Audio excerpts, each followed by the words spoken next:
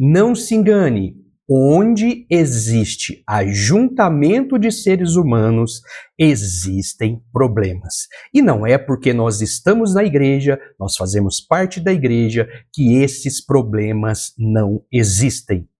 Eu sou Leonardo Novaes, evangelista na Casa do Senhor, e este é o canal EBD Impactante. Sejam bem-vindos. Você é o nosso aluno importante especial. E antes de nós começarmos a nossa aula, eu quero fazer, como de costume, aquele pedido especial a você. Se você ainda não se inscreveu, pause o vídeo nessa hora, nessa oportunidade, faça sua inscrição no canal, curta se você gostar do vídeo, comente, compartilhe com seus irmãos que precisam aprender um pouco mais sobre as particularidades a respeito do ensino da Escola Bíblica Dominical. Meus irmãos, minhas irmãs, esta é a única forma que um criador de conteúdo tem para fazer com que o YouTube reconheça que o canal tem sido importante e comece a mostrá-lo para um número maior de pessoas. Então, quanto mais você se integra à aula, você interage com o vídeo, maior a probabilidade de nós termos esse vídeo divulgado para mais pessoas. Então, nós vamos para a nossa aula. Nós estamos estudando este trimestre o tema A Igreja em Jerusalém e nós estamos na aula de número 8, que tem como título Uma Igreja que enfrenta os seus problemas. Nós vamos começar a nossa aula. O texto áureo nesta lição tem a sua base no livro de Atos, capítulo 6, versículo 3, que nos diz: Escolhei, pois, irmãos, dentre vós, 7 varões de boa reputação, cheios do Espírito Santo e de sabedoria, aos quais constituamos sobre este importante negócio. A verdade prática nos diz: uma igreja cheia de sabedoria do Espírito age sabiamente para resolver conflitos de relacionamentos. Os objetivos dessa lição são analisar as naturezas cultural e social dos conflitos enfrentados pela igreja primitiva e sua relevância para a igreja atual. Segundo, explicar a importância da organização e da distribuição de funções dentro da igreja para equilibrar as responsabilidades espirituais e sociais. E terceiro, aplicar os princípios bíblicos de caráter, sabedoria e serviço na vida cristã e na atuação ministerial. Como eu sempre digo a vocês, é de extrema importância que você compreenda que os objetivos da lição existem com propósitos específicos. É através dos objetivos da lição que você se norteia, que você trabalha para que eles sejam cumpridos e para que os seus alunos compreendam o que é que você está falando. Você precisa prestar atenção nos objetivos da lição. A nossa leitura bíblica em classe se encontra no livro de Atos, capítulo 6, do versículo 1 ao versículo 7. E antes de nós lermos, é muito importante lembrá-lo que é quase uma condição obrigatória fazer a leitura bíblica em classe, porque da mesma forma que o objetivo, ela é o norte, e os seus alunos vão ler esse texto e vão associar aquilo que você está falando a aquilo que está dentro da lição. Então nós vamos ler o versículo de número 1 que diz: Ora, naqueles dias, crescendo o número dos discípulos, houve uma murmuração dos gregos contra os hebreus, porque as suas viúvas eram desprezadas nos ministérios cotidianos. E os 12, convocando a multidão dos discípulos, disseram: Não é razoável que nós deixemos a palavra de Deus e sirvamos às mesas. Escolhei, pois, irmãos, dentre vós, 7 varões de boa reputação, cheios do Espírito Santo e de sabedoria, aos quais constituamos sobre este importante negócio. Mas nós perseveraremos na oração e no ministério da palavra. E este parecer contentou a toda a multidão, e elegeram Estevão, homem cheio de fé e do Espírito Santo, e Filipe, e Prócoro, e Nicanor, e Timão, e Pármenas, e Nicolau, prosélito de Antioquia. E os apresentaram ante os apóstolos, e estes, orando, lhes impuseram as mãos. Versículo 7. E crescia a palavra de Deus, e em Jerusalém se multiplicava muito o número dos discípulos, e grande parte dos sacerdotes obedecia à fé. Vamos orar? Deus, eu estou aqui para ministrar essa aula de escola bíblica dominical. Eu quero pedir em nome de Jesus que o Senhor me abençoe e abençoe a cada um dos alunos, dos professores que estarão me assistindo. Dá a eles graça, sabedoria e faça com que eles sejam professores impactantes de escola bíblica dominical. Amém. Então, irmãos, como eu sempre digo, nós precisamos começar o assunto da lição através da introdução. A introdução é a parte da aula em que você traz os alunos para perto de si, desperta neles o interesse pelo tema, faz com que eles deixem de prestar atenção naquilo que eles estão fazendo, quer seja mexendo no celular, quer seja conversando com o irmão ao lado, e volte a atenção a você. E a introdução, também sempre dito por mim, ela precisa ter 20% do seu tempo em sala de aula. 20% para a introdução, 60% para o desenvolvimento, que é onde você fala do tópico 1, 2 e 3, e 20% para a conclusão. Então vamos começar. O capítulo 6 do livro de Atos, ele mostra que a igreja estava crescendo, a igreja estava em franco crescimento e por causa disso foi necessário que os discípulos começassem a delegar funções para se dedicar à oração e ao ministério da palavra.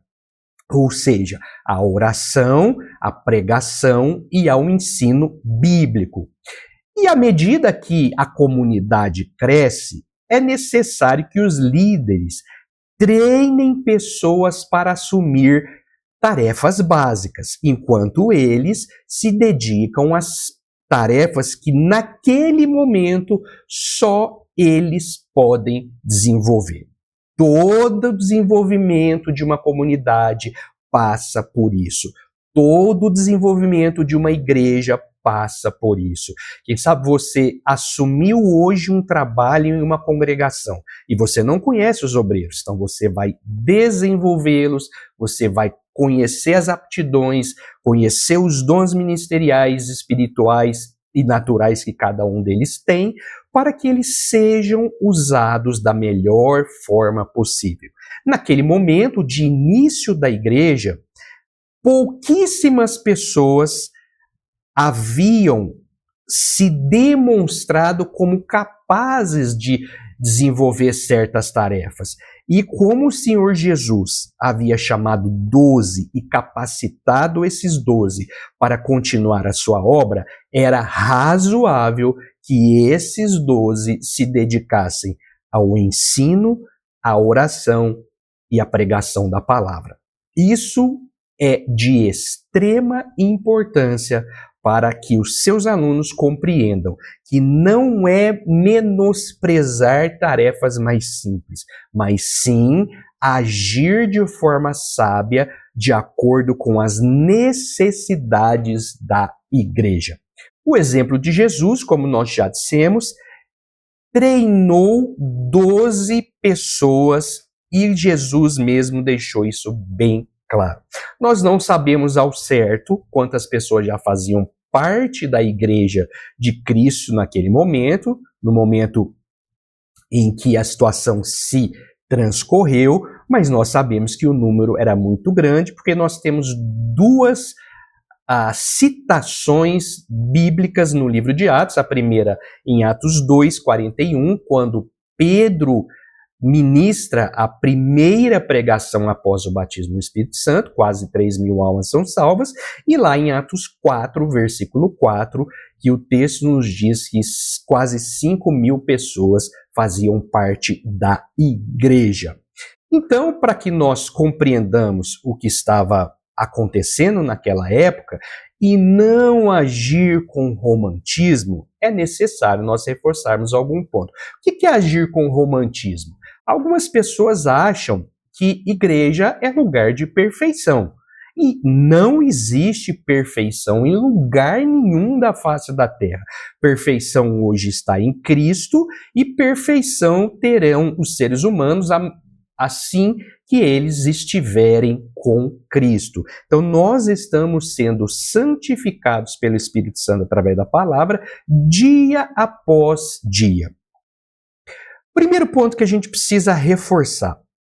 Onde existem pessoas, existem conflitos, pois cada pessoa possui uma maneira de pensar e uma maneira de agir. Segundo, a igreja primitiva era formada por judeus de língua hebraica e aramaica e judeus de língua grega que haviam se convertido ao cristianismo. Terceiro, existem diferenças gritantes entre esses dois grupos de pessoas e à medida que a igreja cresce ou crescia, os conflitos começavam a aparecer. E quarto, ainda que a palavra conflito esteja ligada a confronto, existem graus de confronto que vão desde uma simples discordância até confrontos físicos. Então, é neste contexto que o capítulo 6 do livro de Atos se encontra, deixando claro que sempre será necessário que os líderes tratem os assuntos, as demandas existentes da melhor forma possível, através da oração e da ação. Para muitos, o livro de Atos tem o objetivo de contar a história da igreja, e ele realmente tem esse objetivo.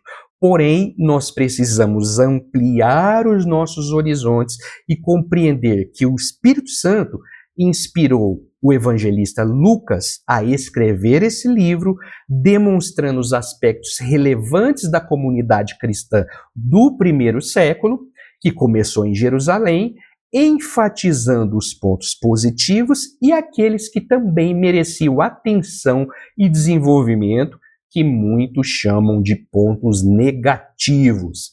Então, nós vamos para o tópico 1 desta lição, que tem como título a identificação dos conflitos. O que a gente precisa entender no tópico 1, irmãos? O que é importante para nós? Quando nós lemos o versículo 1 do capítulo 6, a Bíblia nos mostra claramente quais eram estes conflitos. E aí, para que nós desenvolvamos a nossa aula, nós precisamos ler o versículo em questão. A Bíblia nos diz, eu vou ler na Almeida Revista e Corrigida. Ora, naqueles dias, crescendo o número dos discípulos, houve uma murmuração dos gregos contra os hebreus, porque as suas viúvas eram desprezadas no ministério cotidiano. Vamos ler em outra tradução, na Nova Versão Transformadora.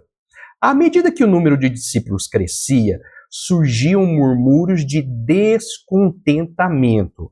Os judeus de fala grega se queixavam dos judeus de fala hebraica, dizendo que suas viúvas estavam sendo negligenciadas na distribuição diária de alimento. Olha que coisa interessante. Até que Paulo se convertesse, o evangelho, a propagação da mensagem de Cristo, ela estava sendo feita exclusivamente para os judeus. O povo judeu nunca foi um povo missionário. Eles foram escolhidos por Deus lá em Abraão, começaram a crescer e eles nunca se preocuparam em falar desse Deus para outras pessoas. Mas acontece que existia uma possibilidade de pessoas que vinham de outras nacionalidades se converterem ao judaísmo. E isso era chamado de proselitismo. Então, qualquer outro povo que se convertesse ao judaísmo, ele era chamado de prosélito. Porém, essas viúvas que são citadas no versículo 1 do capítulo 6 não são prosélitas, elas eram judias que habitavam em outro lugar. Então, quem que eram esses gregos que o próprio texto nos fala? Eles eram judeus de fala grega, também conhecidos como judeus helenistas, ou simplesmente como helenistas. Essas pessoas, esses judeus, eles não viviam no território de Israel, eles viviam fora. E se você estudar um pouco a história, você vai ver que ao longo do desenvolvimento da humanidade existiram grandes reinados. O primeiro foi o egípcio, o reino egípcio. Depois nós temos o reino assírio. Depois nós temos os medo-persas. Voltando, quem faz ao vivo erra. É possível nós errarmos. Nós temos o Império Egípcio, os assírios, os babilônicos, os medo-persas, os gregos e os romanos. Isso é uma progressão de desenvolvimento da humanidade. E quando os gregos, por meio de Alexandre o Grande, eles foram conquistando os povos, eles fizeram algo sensacional, que era fazer com que a sua cultura fosse disseminada aos 4 cantos da terra. Onde existia um território conquistado pelos gregos, eles eram influenciados na cultura grega e isso estava também relacionado à língua. Então a língua grega foi disseminada para os 4 cantos do mundo. Abrindo um parênteses, era muito comum, quando um povo era conquistado, o conquistador fazia com que eles abandonassem a sua cultura e adotasse a cultura do povo que dominou. Isso era uma maneira de destruir completamente a possibilidade de rebeldia. Então, o que acontecia naquela época? Existiam judeus, judeu aquele que servia o Deus Todo-Poderoso, só um Deus, vivia de acordo com a lei de Deus, os 10 mandamentos, os 613 preceitos. Existiam judeus espalhados pelos 4 cantos da terra. E eram exatamente esses judeus, chamados de judeus helenistas ou de helenistas, que estavam na igreja, faziam parte da igreja e começaram a ter problemas. Olha que coisa interessante. Esses judeus helenistas, eles falavam predominantemente o grego, e ao invés de falar hebraico ou aramaico, que é a língua praticada nos tempos de Jesus e no tempo pós-Jesus. Tradicionalmente, a língua praticada nos tempos de Jesus era o aramaico, certo? Existem pessoas, não, qual que é a língua falada por Jesus? Não era o hebraico também era falado, mas era falado o aramaico. Então, esses judeus que eram oriundos de outras localidades, eles utilizavam a tradução grega das escrituras, conhecida como Septuaginta. O que era a Septuaginta? Os gregos, um grupo grego, de fala grega, melhor dizendo, eles traduziram o Antigo Testamento escrito em hebraico para a língua grega, para que os judeus que falavam grego pudessem ter acesso aos textos bíblicos. E porque existiam muitos cidadãos, muitos judeus que não falavam nem aramaico e nem grego.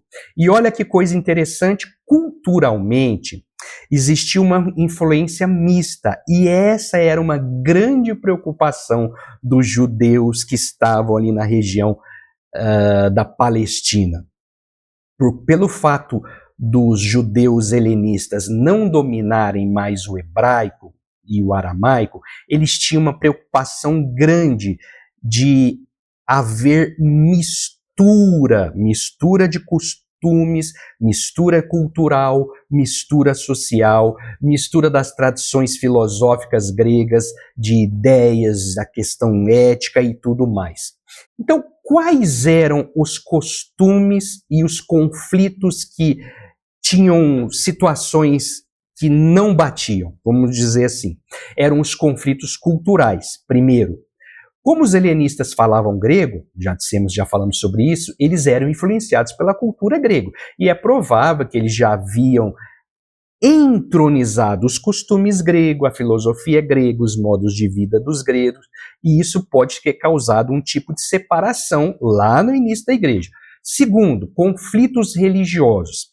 Esses judeus helenistas, ou só helenistas, como eu já disse, eles usavam a tradução da Septuaginta e não a tradução que os judeus de fala hebraica utilizavam. E provavelmente existiam alguns pontos de influência da cultura grega. Olha que interessante essa imagem. Essa imagem ela foi feita com inteligência artificial e eu pedi para que ela traduzisse o que nós conhecemos como sincretismo religioso. Sincretismo religioso é a mistura de várias religiões. Então, do meu lado direito, tem instrumentos, fotos, símbolos judaicos, hebraicos. Do lado esquerdo tem símbolos da Índia, misticismo, símbolos de outras religiões. Então, o sincretismo religioso, ele mistura isso tudo. E eu tenho certeza que a preocupação dos judeus nativos daquela região da Palestina era a mistura de informações relacionadas à lei. Outro conflito, que é o que mais nos importa, eram os conflitos sociais.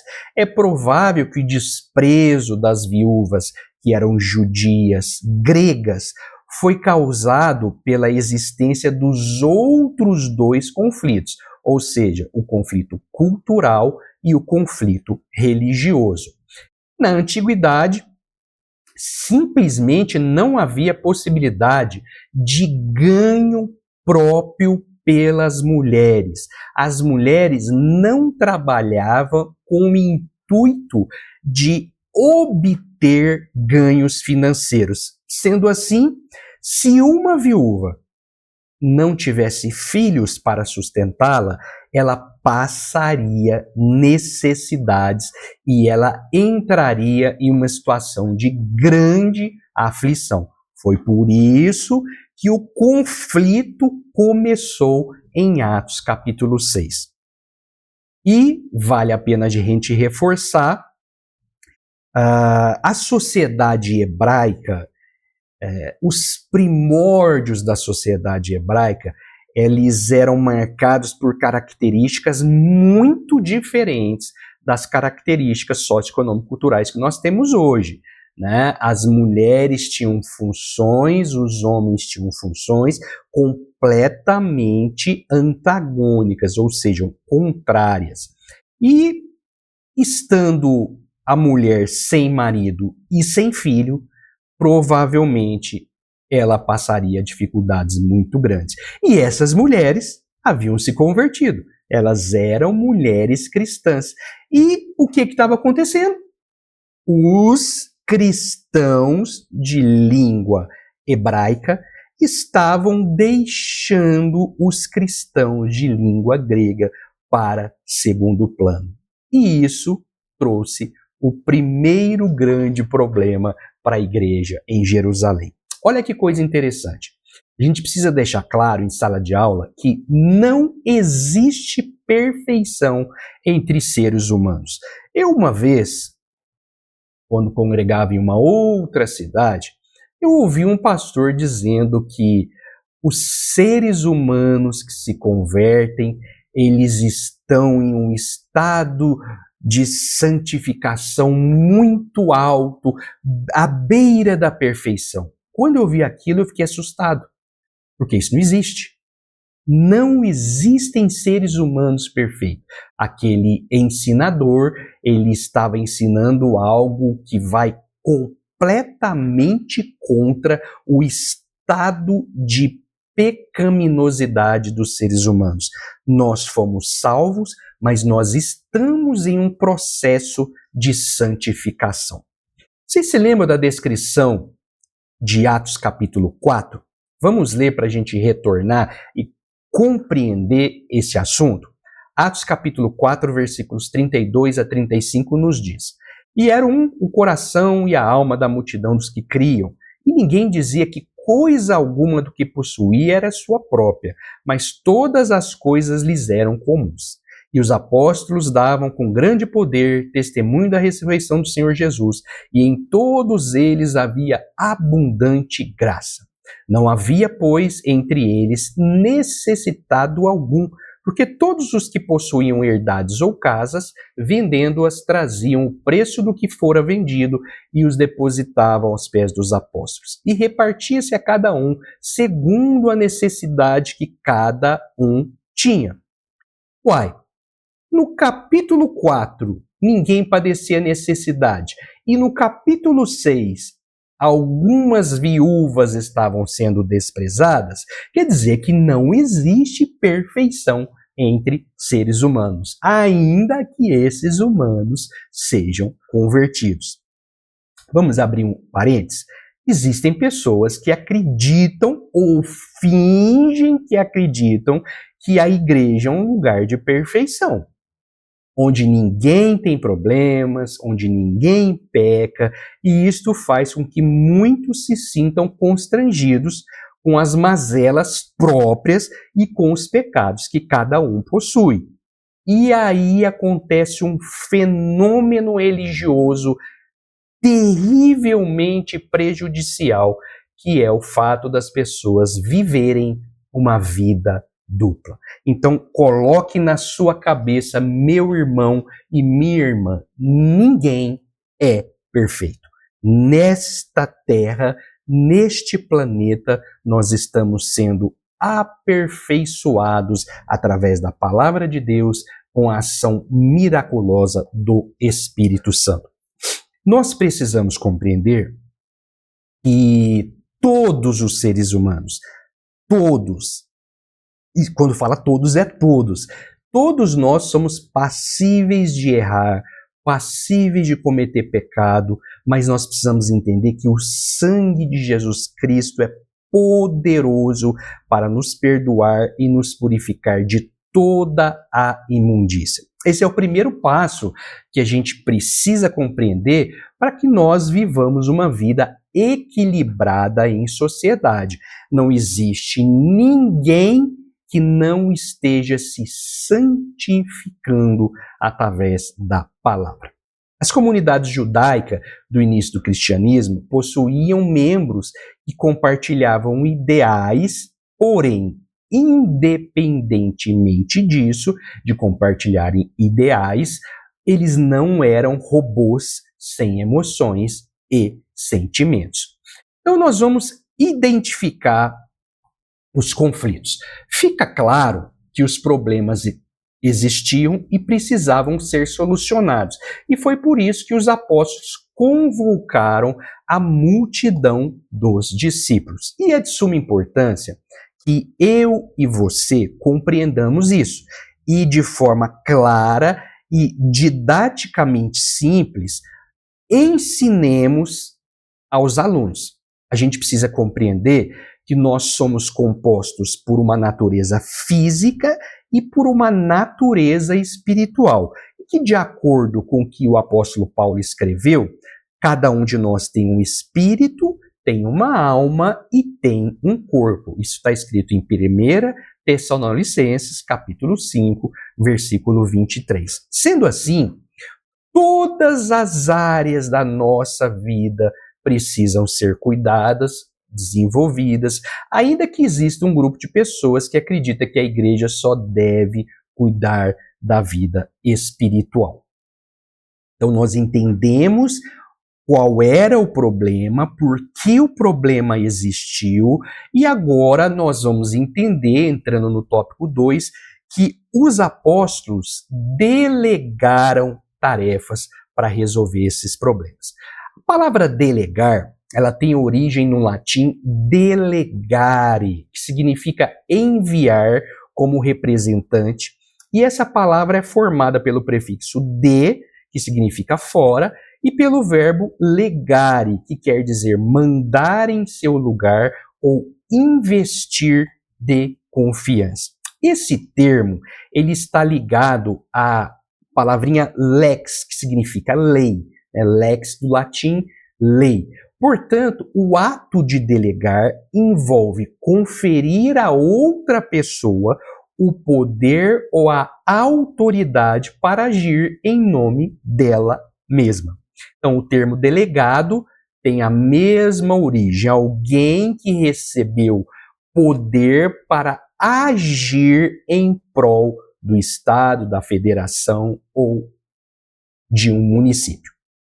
Por causa do crescimento da igreja, os apóstolos precisaram delegar tarefas para que eles se dedicassem a áreas que outras pessoas ainda não estavam preparadas.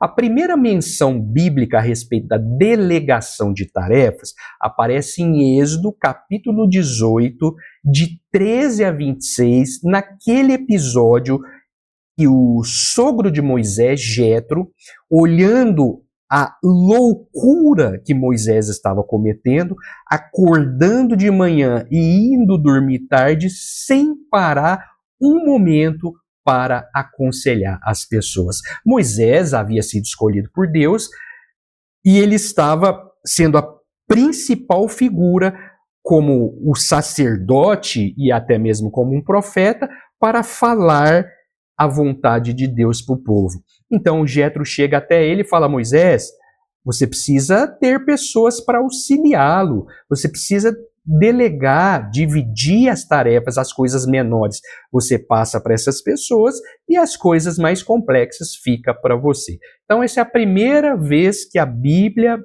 fala sobre delegação e o próprio Deus disse a Moisés que era necessário agir dessa forma. Então vamos voltar. Os conflitos já haviam sido identificados, então era um momento propício para a ação. Vamos abrir outros parênteses?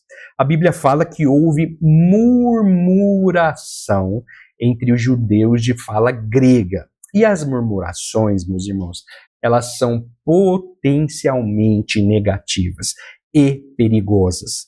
As murmurações são consideradas pecados pelo próprio Deus, pecados contra o Senhor. Isso está descrito lá no livro de Números, capítulo 14. A murmuração trouxe prejuízos terríveis para o povo de Deus. Então, ao invés de murmurar, as pessoas deveriam aprender a falar de forma aberta com as pessoas certas. Mas sabe o que acontece? Por causa do excesso de santidade, aquela santidade supostamente existente, as pessoas se fecham nos seus erros, as pessoas se fecham nas suas dificuldades e elas começam a murmurar. E a murmuração vai alcançando um grupo, alcançando outro, de repente aquilo começa a contaminar as pessoas e daqui a pouco um grupo grande de pessoas está falando mal da liderança. Por que a gente não para e não vai até a liderança e fala: pastor, Está acontecendo isso, não em tom de denegrir a imagem das pessoas. Você não precisa citar nomes. Fala, pastor, está acontecendo isso, algumas pessoas estão falando, e você pode abrir os olhos do pastor, porque se você estiver em uma igreja muito grande, é bem provável que o pastor não saiba de muita coisa. Naquela época, os discípulos, os apóstolos, ficaram sabendo. Graças a Deus que eles ficaram sabendo, porque aquilo estava envolvido, o próprio nome deles, a própria atuação deles como líder estava envolvido no assunto. Então vamos parar, irmão, de murmurar, vamos parar de reclamar, vamos orar e vamos conversar com as pessoas que podem resolver cada situação. Vamos voltar para a nossa aula. Os apóstolos que enxergavam de forma macro, eles tomaram a decisão assertiva de dividir esta visão macro, grande, micro, pequena. Então eles fizeram o seguinte: as coisas que precisavam ser feitas e eles não tinham condição de fazer, eles delegaram para outras pessoas. Vamos abrir um outro parênteses? Eu acredito piamente, fortemente, que sempre existirão pessoas que foram chamadas para tarefas específicas. Se a gente observar a carta de Paulo aos Efésios, lá no capítulo 4, do versículo 11 ao versículo 16, a Bíblia nos diz que ele mesmo deu uns para. Quem deu? Jesus. E essas pessoas receberam do próprio Senhor dons específicos para serem usados em tarefas específicas.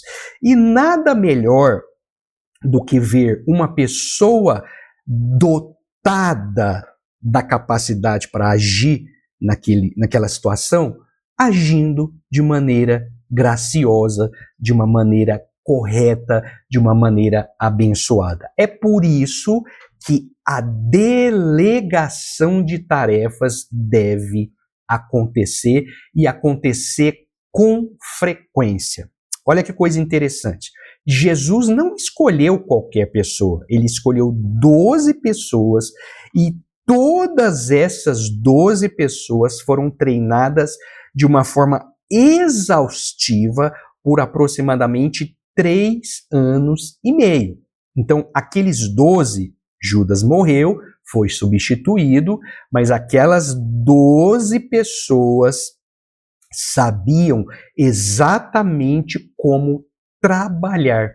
E aí, a tarefa deles, uma das tarefas, era treinar o maior número de pessoas possíveis, identificando o dom que cada uma havia recebido e estimulando-as a desenvolver esses dons. A reunião, então, foi feita, os apóstolos foram chamados, eles reuniram a multidão, o problema foi apresentado e ali começa o que nós conhecemos como delegar tarefas. Olha só, Atos 6, capítulo 2, Atos capítulo 6, versículo 2 a 4, que nos diz: E os 12, convocando a multidão dos discípulos, disseram: Não é razoável que nós deixemos a palavra de Deus e sirvamos às mesas. Escolhei, pois, irmãos, dentre vós, 7 varões de boa reputação, cheios do Espírito Santo e de sabedoria, aos quais constituamos sobre este importante negócio, mas nós perseveraremos na oração e no ministério da palavra. Vamos abrir outro parênteses? A decisão não foi feita com base em politicagem e interesses próprios, querendo agradar a todos, mas com base na necessidade. O versículo 3 nos mostra que foi determinado a escolha de 7 varões. A gente não sabe por que eles resolveram escolher 7 pessoas. Nós não sabemos por quais motivos o número 7 foi determinado. Porém, existem algumas suposições. Nas comunidades judaicas, a diretoria local geralmente era formada por um número de 7 homens. Esses homens eram chamados de os 7 da cidade. A direção, é como se a prefeitura da cidade tivesse um número de 7 homens que trabalhassem para o bom andamento daquela obra. Pode ser por isso que, de forma involuntária, os apóstolos tenham escolhido esse número de pessoas. Vocês se lembram do Sinédrio? O Sinédrio, que era o lugar onde 70 homens se reuniam para julgar. Esses 70 formavam um Sinédrio. E sobre os 70 existia um sumo sacerdote. Por isso que algumas pessoas dizem que o Sinédrio era composto por 71. Não, o Sinédrio era composto por 70 e o sumo sacerdote era o 71º. Seja como for, foram escolhidos 7 e Atos capítulo 21, versículo 8, Atos capítulo 21, versículo 8, nos fala sobre os 7. Eu vou ler na Nova Tradução na linguagem de hoje e depois na Nova Almeida Atualizada. A aula passada eu falei para vocês a respeito de uma Bíblia que eu adquiri e essa Bíblia, ela é fantástica. Essa é a Bíblia Sagrada Interlinear, é o Novo Testamento grego-português e o Antigo Testamento hebraico-português. Essa é uma Bíblia, para quem gosta de estudar, uma Bíblia bem interessante. De um lado, ela tem o grego, do outro, 2 traduções no português, e da outra parte, o hebraico e 2 traduções em português. Se você quiser adquirir essa Bíblia, eu coloquei um link na descrição dessa videoaula. Lá você tem um link para ir para a Amazon e você vai comprar por um link que eu vou te indicar e você pode me abençoar. Eu tenho uma comissão pequena, mas tenho. Então vamos lá para Atos capítulo 21, versículo 8, que nos diz: Nos dias seguintes partimos e chegamos à cidade de Cesareia. Ali fomos para a casa do evangelista Filipe e ficamos com ele. Filipe era um dos 7 homens que havia sido escolhidos em Jerusalém. Lembra disso? Esses homens foram escolhidos em Atos 6. E aí a gente está em Atos 21. Essa é a tradução nova, a tradução na linguagem de hoje, agora na Nova Almeida Atualizada. No dia seguinte partimos e fomos para Cesareia e entrando na casa de Filipe o evangelista, que era um dos 7, ficamos com ele. Irmãos, existe um dos módulos do curso Como Preparar e Ministrar uma Aula de Escola Bíblica Impactante, que ensina a maneira correta de você comprar livros e bíblias. E eu vou dar uma pausa e depois no final eu vou deixar um link para você assistir essa aula. A melhor maneira de você comprar uma Bíblia é pela tradução. Não compre Bíblia pela capa. Bíblia do Obreiro Aprovado, Bíblia Pentecostal, Bíblia Plenitude, Bíblia isso, Bíblia aquilo. Se você comprar 10 Bíblias e todas as Bíblias tiverem a mesma tradução, você está jogando dinheiro fora. Então a melhor maneira de comprar uma Bíblia é comprar pela tradução. Então vamos continuar a nossa aula.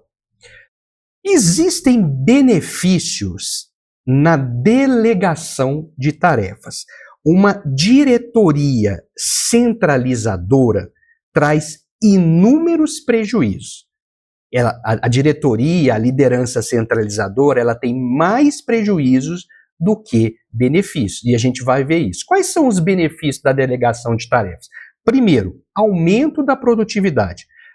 Ao distribuir tarefas de acordo com as habilidades de cada membro, a equipe ministerial executa as atividades de forma mais eficiente e de forma mais rápida. Segundo benefício, desenvolvimento das competências. Delegar é uma oportunidade para que os membros do ministério expandam os seus conhecimentos e as suas habilidades e faz com que eles se preparem preparem para assumir responsabilidades maiores no futuro.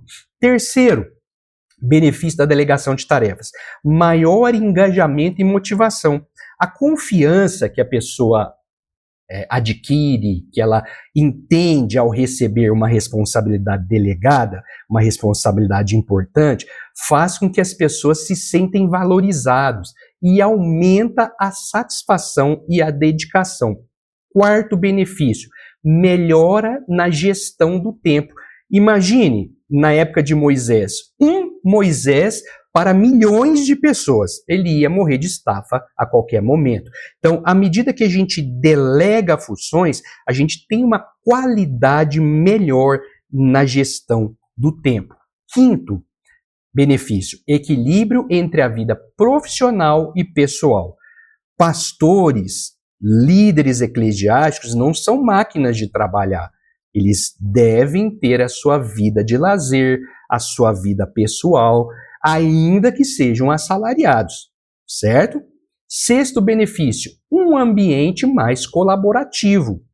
Quando existe delegação de tarefas, existe incentivo para troca de ideias entre os membros do ministério, entre as pessoas que têm mais experiência, e essas pessoas que têm mais experiências vão ajudando as que têm menos experiências.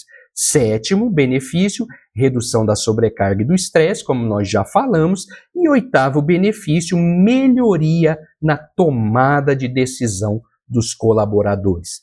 À medida que as pessoas assumem tarefas mais complexas, elas ganham experiências para decidir melhor. Lembra que eu falei dos benefícios? Agora a gente vai falar do prejuízo da centralização do trabalho. Primeiro, sobrecarga do líder. Lembra de Moisés? Acabamos de falar do exemplo dele. E o líder que centraliza tudo, ele vai ter problemas de sobrecarga. Segundo, falta de autonomia e motivação dos membros do ministério.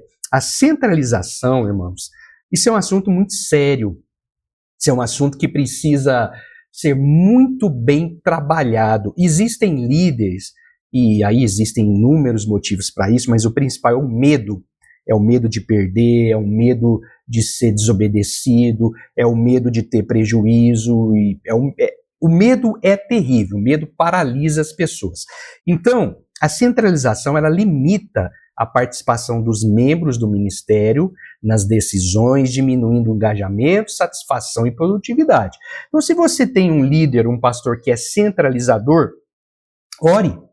Se você tem um superintendente de escola dominical que quer fazer tudo, ore, peça sabedoria a Deus e no momento certo, converse com ele.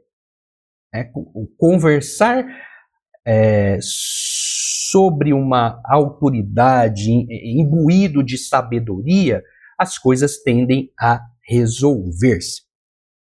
Outro prejuízo da centralização do trabalho: rigidez e baixa flexibilidade. A tomada de decisão centralizada torna a igreja menos ágil e mais lenta para responder às mudanças necessárias. Imagine se os apóstolos de Jesus, os 12, não tivessem compreendido o que estava acontecendo. E iriam ser criados grupos daqui, grupos de lá. Essas pessoas iam começar a ter problemas um com o outro, ia virar rivalidade dentro da igreja, o tempo ia passar, muitas pessoas provavelmente iriam sair da igreja e os apóstolos nem ficariam sabendo disso.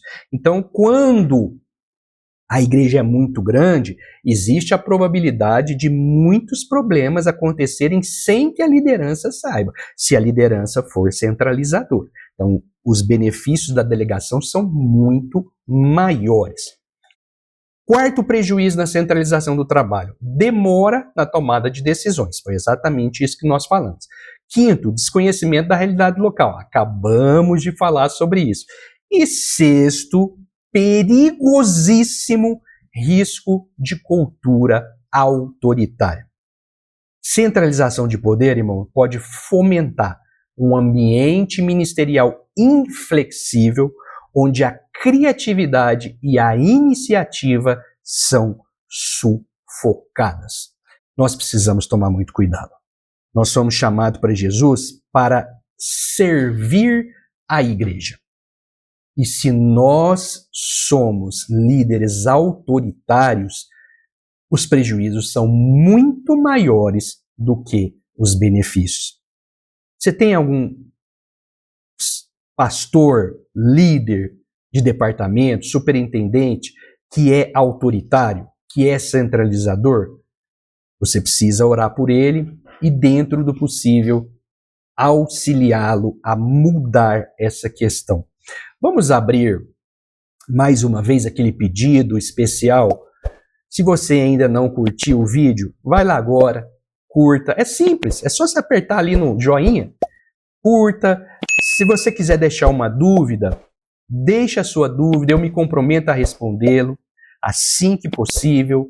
E eu vou aproveitar essa pausa para dizer a você que nós temos um grupo de WhatsApp específico da IBD Impactante, específico para a lição da semana.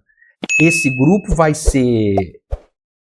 as informações enviadas, trocadas, são exclusivamente sobre a aula da semana. Então essa videoaula vai ao ar na segunda às 20. Então de segunda às 20 até o outro sábado, nós só vamos tratar assuntos relacionados à aula que será ministrada no domingo. Se você quiser fazer parte, é só clicar, tem a descrição o link está na descrição desta aula e você pode participar e enviar também para o seu irmão que gosta de aprender. Vamos continuar?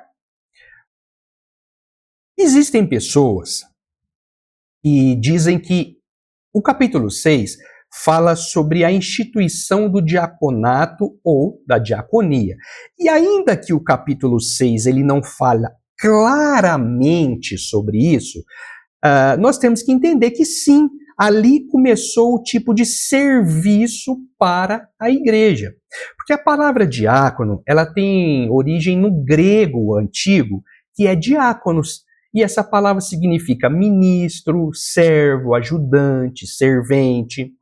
Etimologicamente, ou seja, a origem do termo da palavra, está ligada à ideia de servir, ajudar, cuidar, especialmente em um contexto de serviço e ministério dentro da igreja.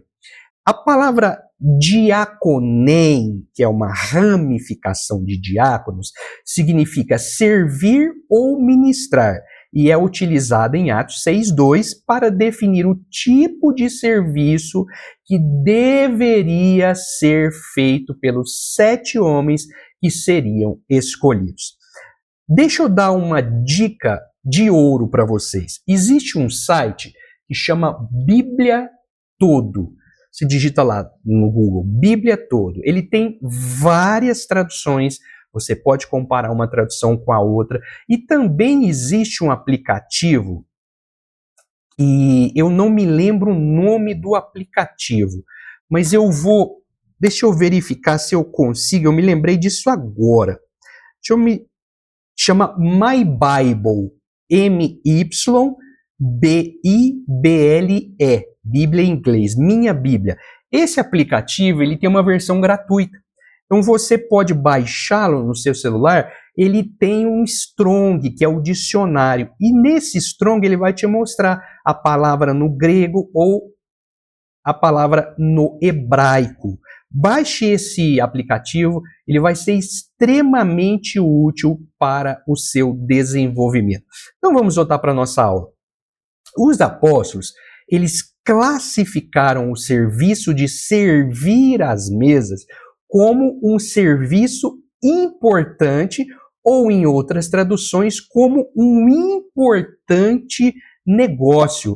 Irmãos, a gente tem o péssimo hábito de achar que o trabalho diaconal é um trabalho de menor importância. E isso acontece porque as igrejas Assembleias de Deus, de uma forma geral, elas criaram esse sistema. Eles criaram um tipo de hierarquia, onde começa lá em cooperador, depois vai para diácono, depois vai para presbítero, depois evangelista, depois pastor. Não existe essa hierarquia, irmãos. São ministérios diferentes. Eu não tenho que trabalhar, eu não tenho que fazer um excelente trabalho como diácono para ser promovido a presbítero. E eu não tenho que ser um excelente presbítero para ser promovido a evangelistas. Essa é uma ideia completamente equivocada. Se você pensa assim, vamos girar a chave. Está na hora de girar, porque não é assim que funciona. Os apóstolos consideraram o serviço de servir as viúvas, as mesas, como de extrema importância. Então, se você acha que o pastor é o topo na carreira ministerial e o diácono é o mais baixo escalão, vamos mudar esse conceito, porque isso não é um conceito bíblico. A função diaconal é de extrema importância para o desenvolvimento da igreja e foi instituído em um momento de necessidade. Vocês se lembram de Jesus? Jesus serviu durante a vida toda dele. Jesus é Deus. Jesus veio, lavou os pés dos discípulos, serviu ceia para eles, cuidou deles, visitou. E aí você quer ser muito grande? Então Jesus, que é Deus, nos deu o exemplo de servidão, de serviço, eu e você, independentemente de termos cargos ou não, precisamos também agir da mesma forma. Olha o que Paulo escreve aos Filipenses no capítulo 2. Filipenses 2, 3 a 8, na Almeida Revista Corrigida. Diz-nos assim: nada façais por contenda ou vanglória, mas por humildade, cada um considere os outros superiores a si mesmo. Não atente cada um para o que é propriamente seu, mas cada qual também para o que é dos outros, de sorte que haja em vós o mesmo sentimento que houve também em Cristo Jesus, que, sendo em forma de Deus, não teve por usurpação ser igual a Deus, mas aniquilou-se a si mesmo, tomando a forma de servo, fazendo semelhante aos homens, e achado na forma de homem, humilhou-se a si mesmo, sendo obediente até a morte e morte de cruz. Então vamos fazer um trato? Se você aprendeu erroneamente que a vida ministerial ela começa no degrau do diácono e vai crescendo até o degrau do pastor, você aprendeu errado. Cada um desses ministérios tem a sua importância. Existem pessoas que não serão pastores. Não é porque ele não é bom, é porque ele não tem chamado ministerial para aquilo.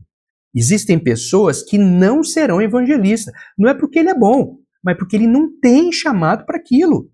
E aí, cabe a nós orarmos a Deus para que os nossos líderes tenham a visão correta. Entenderam? Se você aprendeu errado, vamos voltar e corrigir. Então, nós partimos para o tópico 3 dessa lição, que tem como título Seguindo os Princípios Cristãos. A escolha dos primeiros trabalhadores oficiais da igreja foi baseada em princípios de enorme importância. Que princípios eram esses? Quem determinou esse critério, ou seja, quem determinou que as pessoas que fossem escolhidas tivessem aquelas características, foram os próprios discípulos de Jesus. Então vamos para o texto. O texto sempre vai nos auxiliar. Vamos abrir o outro parênteses. Está com dúvida? Leia o texto. Continuou com dúvida? Pega outra tradução e compara. Continuou com dúvida? Pega o aplicativo My Bible, ou vai com uma concordância, vai num comentário bíblico e compare e veja o que está escrito. Você, aluno querido e professor, você talvez foi ensinado a acreditar que é Deus que revela o que está escrito no texto. Mas o texto está escrito e ele já foi revelado. Deus inspirou homens, 40 homens, ao redor de mais de 1500 anos, para que eles escrevessem ali o que Deus queria. Qual que é a sua tarefa? Ler e interpretar. A gente sabe que tem pessoas que têm mais dificuldades. Por isso que você precisa ler com calma, você precisa ler o contexto, para de pegar versículo isolado.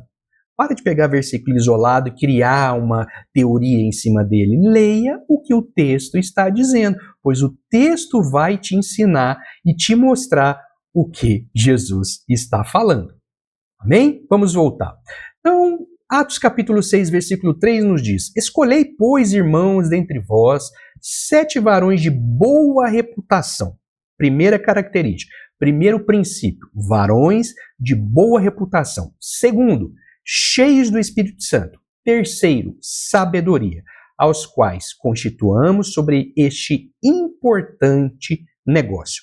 Vamos na NVI. Irmãos, escolham entre vocês 7 homens de bom testemunho, cheios do espírito de sabedoria, e os encarreguemos desta tarefa. E também na Bíblia Viva que nos diz: portanto, procurem entre vocês mesmos, queridos irmãos, e escolham 7 homens, sábios e cheios do Espírito Santo, que sejam bem considerados por todo mundo, e nós colocaremos esses servos de Deus a cargo deste assunto. O texto, irmãos, deixa claro, não tem dúvida nenhuma, não precisa de revelação de nada. O texto deixa claro que a escolha deveria ser feita entre os próprios irmãos, ou seja, entre os membros da comunidade cristã que estava em Jerusalém. Ou seja, esmiuçando mais ainda, entre os membros que faziam a igreja. Quando nós observamos os nomes, isso aqui é interessante, quando nós observamos os nomes que foram escolhidos, parece-nos que eles escolheram somente entre os judeus de língua grega. E isso pode ter sido uma sábia estratégia. Quem que estava causando o problema? Judeus de língua hebraica-aramaica versus judeus de língua grega. As mulheres de língua grega estavam se sentindo menosprezadas. O que os apóstolos fizeram? Reuniram, viram que existiam 7 homens dentre aqueles judeus de língua grega que podiam reunir, que podiam mitigar, que podiam acabar com as desavenças, e colocaram essas pessoas para cuidar da mesa das viúvas. Sabedoria. Olha que coisa interessante. Atos capítulo 6, versículo 5, na nova versão transformadora. A ideia agradou a todos e escolheram Estevão, homem cheio de fé e do Espírito Santo, também a Filipe, Prócoro, Nicanor, Timon, Pármenas e Nicolau de Antioquia, que antes havia se convertido ao judaísmo. Esse Nicolau era um prosélito. Ele era um homem de outra religião que havia se convertido ao judaísmo. Então, vamos esmiuçar. O que significa boa reputação? O grego para boa reputação, para esse termo, é maitiromenos. Bem complicada essa pronúncia. A etimologia dessa palavra, inclusive o autor da revista cita a palavra martírio, que significa dar testemunho, testificar, atestar. A raiz é martis, que significa testemunha. Então, significa aqueles que são testemunhados, que têm bom testemunho ou que são bem referenciados. Quem que então é uma pessoa que tem boa reputação? É aquela pessoa da qual os outros falam muito bem. Não adianta nada eu falar, eu sou uma pessoa de boa reputação, eu sou uma pessoa assim, eu sou uma pessoa assim. Já viram entrevista de emprego? Entrevista de emprego a pessoa pode mentir, e se ele for alguém que tem técnicas de conversação, de negociação, ele pode enganar o entrevistador. Mas aqui não, é o que os outros falam de você. Isso é o bom testemunho ou a boa reputação. Concluindo, que é boa reputação? É o resultado do bom testemunho que outros dão sobre a pessoa. Qual era a segunda característica? Cheios do Espírito Santo. A expressão no grego é plereis, pneumatos, agiou, que significa ser cheio, completo, pleno. Essa palavra deriva da raiz ple, que indica plenitude ou preenchimento. Lembra do batismo do Espírito Santo? Atos 1, 8. Mas recebereis poder ao descer sobre vós o Espírito Santo e ser-me-eis minhas testemunhas. A descida do Espírito Santo, que é a palavra dunamis, o poder, significa plenitude de Deus. É como se Deus literalmente enchesse a pessoa de plenitude, da plenitude do seu próprio Espírito. E é exatamente isso que está escrito aqui. Então nós temos uma palavra que é pneuma, que é espírito. Se nós juntarmos esta palavra, nós vamos entender o seguinte. Cheios do Espírito Santo descreve uma condição de estar completamente preenchido e dominado pela influência e poder do Espírito Santo. Então, esta era a segunda característica, a segunda condição para escolher estes 7 homens. Deixa eu abrir um outro parênteses agora que me veio à memória. Irmãos, a Bíblia nos mostra em Efésios, em Gálatas capítulo 5, o fruto do Espírito e as obras da carne. Não existe, eu preciso falar isso de novo, existem pessoas que acham que são perfeitas, e que são homens e mulheres de Deus porque falam em línguas estranhas. Irmão, a maior prova de que você está sendo santificado, de que você é um homem, uma mulher cheia do Espírito Santo, é a manifestação do fruto do Espírito, descrito em Gálatas capítulo 5, versículo 22. Mas o fruto do Espírito é amor, gozo, paz, longanimidade, benignidade, bondade, fé, mansidão e temperança. Quer saber se alguém está sendo santificado, se é um homem ou uma mulher de Deus? Preste atenção na manifestação do fruto do Espírito. Então vamos para a terceira e última característica ou condição para a escolha dos 7 diáconos. Sabedoria, de sabedoria, do grego gais, sofias.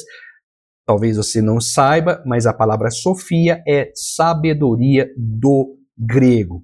E existem as ramificações como sabedoria, conhecimento, habilidade, perspicácia, discernimento. Na cultura grega, essa palavra abrangia tanto a sabedoria prática, habilidade de fazer alguma coisa, quanto a sabedoria teórica ou filosófica. Só que no contexto bíblico, frequentemente demonstra uma sabedoria que vem de Deus, caracterizada por discernimento, prudência para a vida e para as tarefas de liderança.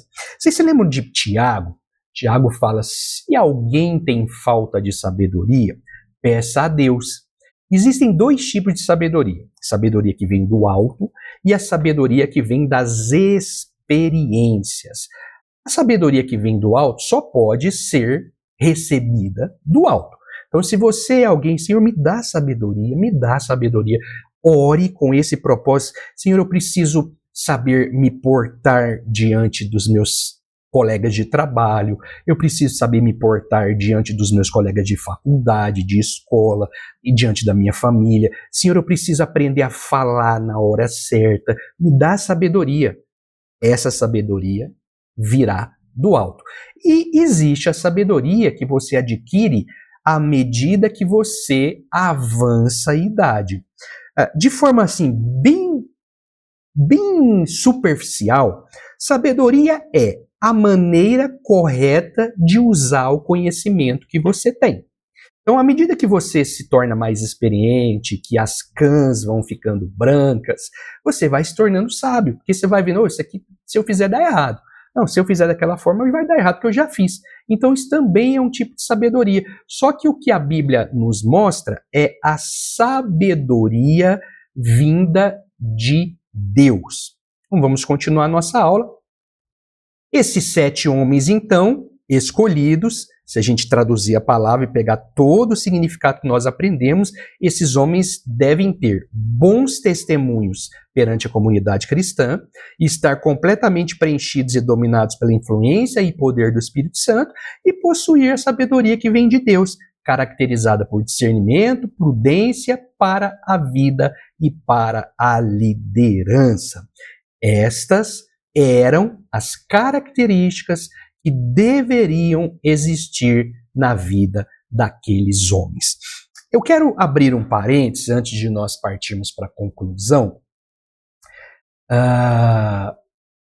Muitos líderes, muitos pastores, muitos daqueles que estão sob o povo, com cargos de liderança, eles usam o que a Bíblia orienta, né? Paulo deu orientações para os diáconos, o livro de Atos está ali, lá na frente, Timóteo tem, Tito tem, orientações para os presbíteros, para quem vai estar à frente de um trabalho. E, irmãos, aquelas são as características e as condições sine qua non, ou seja, as características e as condições que não podem estar ausentes. Se o candidato é isso, é aquilo, outro, são pré-requisitos secundários. Então, primeiro, tem que ser o que a Bíblia diz, e aí as características secundárias são menos importantes. Então, às vezes a gente vê algumas pessoas que não são separadas a cargos ministeriais, aí você fala, mas, poxa, o que acontece? Esse é um homem de bom testemunho, esse é um homem cheio do Espírito Santo, tem sabedoria, o que está faltando? Aí você começa a observar, você fala, poxa, né? Então, a lição não é sobre isso, a lição é sobre as características que os diáconos deveriam ter, mas a gente precisa ter sabedoria para entender que existem condições que são bíblicas e existem condições que são humanas. E tem que ter um equilíbrio nessas situações. Vamos partir para a conclusão? Lembra da conclusão? Você traz o assunto novamente, você traz à memória aquilo que foi proposto lá no objetivo principal e fecha em 20% do seu tempo. Na maioria das vezes, nós que temos pouco tempo para ensinar em sala de aula, a gente gasta ali uns 10 na introdução, uns 70 ou 80 no desenvolvimento e 10 na conclusão. Porém, você precisa treinar o seu cérebro para fazer 20, 60, 20. Vamos para a conclusão? Desde o princípio, por causa das inúmeras diferenças que possuímos uns para com os outros, a gente pensa e age diferente, a igreja enfrentou dificuldades. Sempre existirão dificuldades no ajuntamento de pessoas. Os discípulos souberam daquelas dificuldades, souberam das murmurações, reconheceram os problemas e agiram rápido para que a situação fosse contornada. Todas as decisões que estão relacionadas à obra do Senhor, irmãos, devem ser tomadas em meio à oração e à completa direção do Espírito Santo. Aqueles homens, no princípio da igreja, eram homens de Deus que estavam em oração, buscando sempre a vontade do Senhor.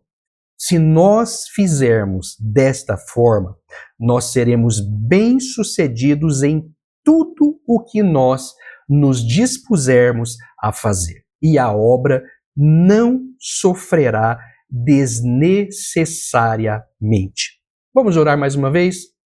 Senhor, nós te louvamos por essa aula e queremos pedir em nome de Jesus que o Senhor abençoe cada uma das pessoas que ficaram conosco. Abençoe que eles sejam extremamente úteis na tua obra, em nome de Jesus. Meu irmão, minha irmã, um grande abraço a você. Deus te abençoe.